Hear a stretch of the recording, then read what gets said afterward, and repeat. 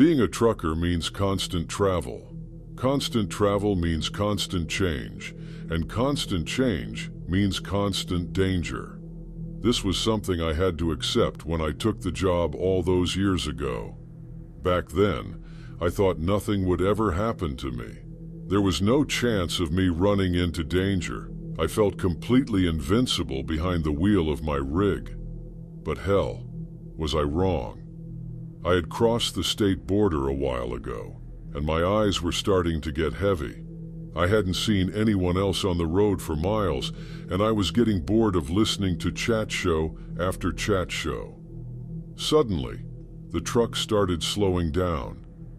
I put my foot down harder on the pedal, but it had no effect. I shook myself awake and sat up as my truck rolled a few more meters before coming to a halt.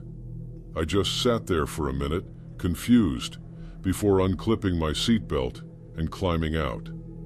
I quickly realized that I had run out of fuel. I was pretty pissed at myself for not paying more attention, and thinking back, I did hear the warning beep some time ago. I was about to call my boss when I heard a voice from behind me. I spun around quickly, holding my phone as if it were a weapon. The man slowly approaching me looked to be in his early 40s, with graying hair and a mustache. He seemed to be chewing a lump of tobacco and walking with a slight limp. "Looks like you've run out of gas," he croaked, still approaching. I shrugged and told him that I'd be fine and started to walk back towards the truck.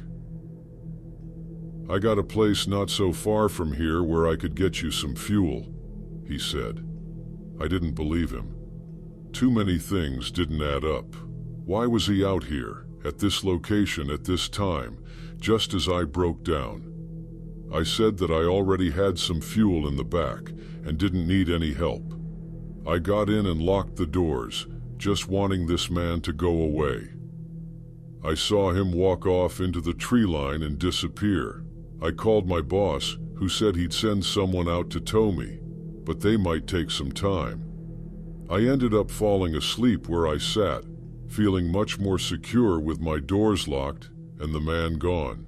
I woke up sometime later and realized that I was moving. I was confused at first, but then remembered that someone had been sent to tow the truck. I wondered why they didn't wake me up, but maybe they tried. I'm a deep sleeper, and the doors were locked. I noticed that it was still dark outside and tried to figure out where we were on the map. I couldn't see any signs along the side of the road and had no clue where I was. I opened the window and shouted to the tow driver, "Where are we going?" Why hadn't he just taken me to the garage? After a while, we seemed to be on a very rural road, almost like we were driving through a forest. In the distance, there was a large barn we seemed to be heading towards. I couldn't get the attention of the tow driver, so I called my boss to see what was going on. He sounded extremely puzzled and said the tow driver wasn't due to arrive at my location for another hour. I was losing it and shouted at my boss, "Then who the hell is towing me?" My boss called the police and told me to try and get out of the vehicle. I didn't need telling twice. I swung open the door and jumped out. I was winded and lay there for a moment. The tow truck then stopped. The driver must have heard the sound of the door. I got up immediately and ran, having no clue where I was, and chose a random direction. Looking over my shoulder, I saw him and immediately recognized the face. It was the man from earlier. He spat a mound of tobacco out of his mouth and jumped out of the truck. I ran faster and faster, but then I heard the noise of a gunshot ring out. I hit the floor and crawled behind the nearest tree, terrified. The man was walking fast now, shouting for me to come out. He didn't see exactly where I went, but he probably had a pretty good idea. I managed to drag myself behind a log, breathing as quietly as I could. The man was getting closer, calling, "Turn yourself in and it'll be quick." I couldn't move anymore now. He would hear me. The man stopped right next to my log, looked around, and ran off in another direction.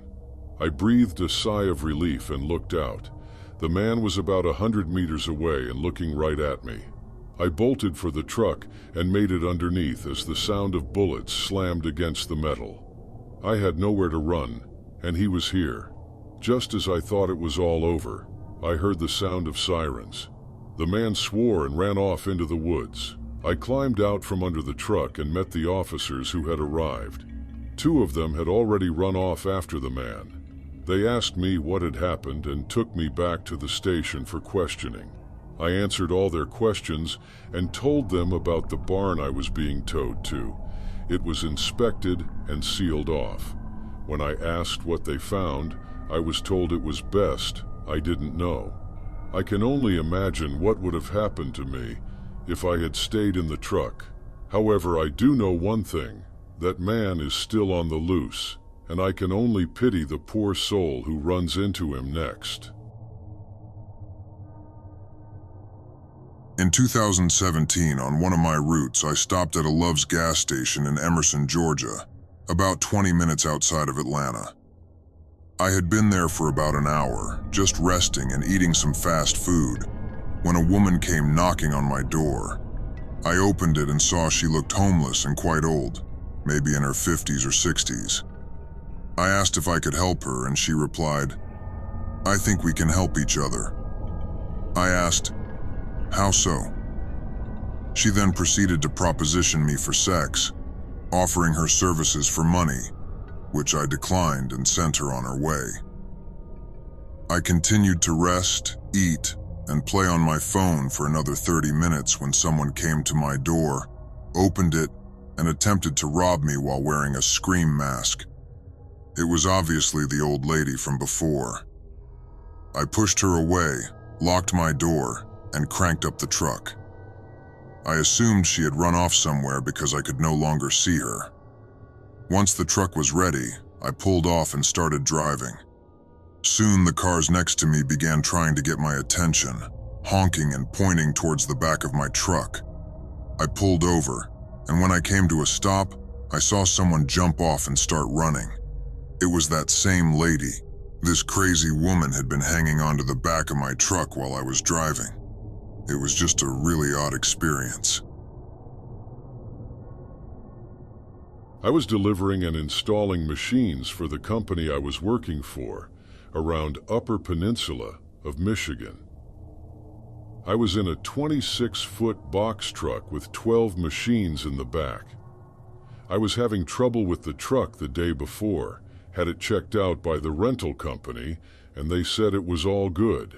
Since I was behind schedule due to the truck and problems with installations, I decided to drive late to my next destination.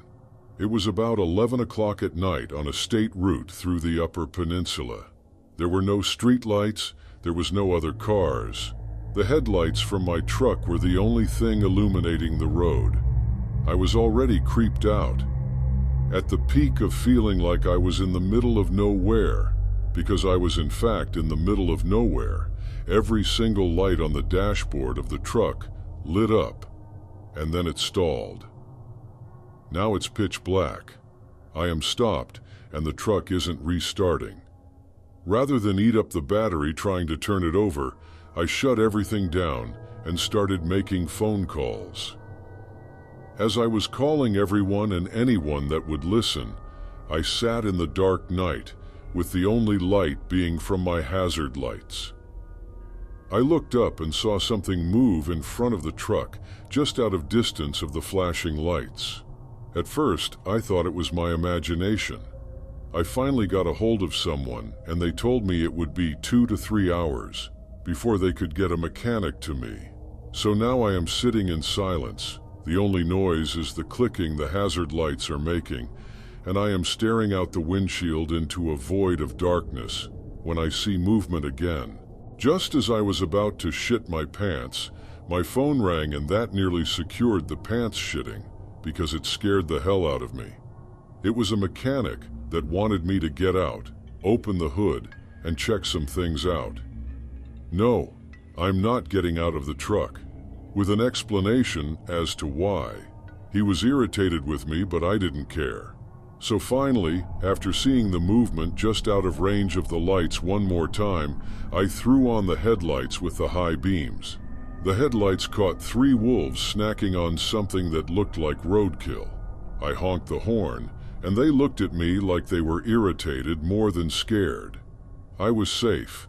The wolves more than likely weren't going to bother me, but it was spooky just knowing they were there. So I shut the lights off.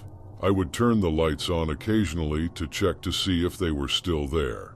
I was basically just sitting there listening to the hazard flashers click while surfing my phone. Each time I turned the lights on, the wolves were still there. Just to remind you, I am in the middle of nowhere. No homes, no business, nothing but trees, wilderness, and wolves. I suddenly heard what I can only equate to a woman's scream of terror that sounded like it came from right behind the truck. Then something slammed into the side of the truck, hard enough to rock it. I wasn't afraid of the truck tipping over, but whatever hit it hard enough to rock the suspension, enough to move me around in the cab. It was a pretty heavy truck. I turned every light that truck had on, slipped it into reverse so the reverse lights came on, and laid on the horn. I was checking both mirrors, and the only thing I saw was a shadow bolt across the road. I couldn't make out what it technically was, but in my head it was werewolf, yeti, Bigfoot, lizard monster that was going to end my life, and it was going to be agonizingly painful the entire time. I also noticed the wolves were gone. From every nature documentary I've watched, the only time predators leave food is when there are bigger, badder predators around. By this time I was in full Bobby Hill, "That's my purse, I don't know you" mode. Whatever crossed the road didn't cross very far off the road. I could hear it thrashing around in the brush, breaking sticks and what sounded to be logs. There was no noise pollution. I only had my window cracked a little bit, and I could hear pretty well. I basically had the steering wheel gripped, all the lights on, and was feverishly looking out the windows and through the mirrors to make sure nothing was around the immediate area of the truck. I couldn't see off the road, and the flashlights I had were in the back of the truck in my tool bag. I'd have to get out of the truck to get to them. Finally, I saw some headlights through one of my mirrors. It seemed like it took hours for them to close the distance to me. The noise stopped as the headlights approached. It was obviously the mechanic, because no one else was stupid enough to be out there besides me. The mechanic pulled out in front of me. My headlights were shining on him and his truck. As his door opened to step out, we both hear the woman screaming in terror, yell again, and the brush thrashing intensified. Whatever it was still close and pissed. His door immediately closed and my phone rang. He called my phone asking me what it was. He sounded more panicked than me. I had no clue what it was, and he had no clue what it was. So the mechanic called the police. He wouldn't work on my truck until we could secure the area, which I don't blame him. He didn't like my idea of him getting out of his truck just to check things out. 2 Michigan State police officers showed up. They lit that area up like it was a stadium. I finally stepped out of the truck for the first time since it all started. We heard that scream 3 more times while the mechanic was working on my truck. Thankfully, they were getting further away. The cops had no clue what it was either. They were kind of spooked too. The mechanic finally got my truck running, and I made it to my hotel for the night. The next morning I walked the truck for inspection, and the side that was hit, there was an indentation about the size of a basketball. Whatever hit it didn't hit it hard enough to push all the way through, but it definitely mushed the fiberglass. The indentation was about 7 foot off the ground. I have no idea what it was. I probably never will. I do confidently know that I will never ever drive through the Upper Peninsula at night again.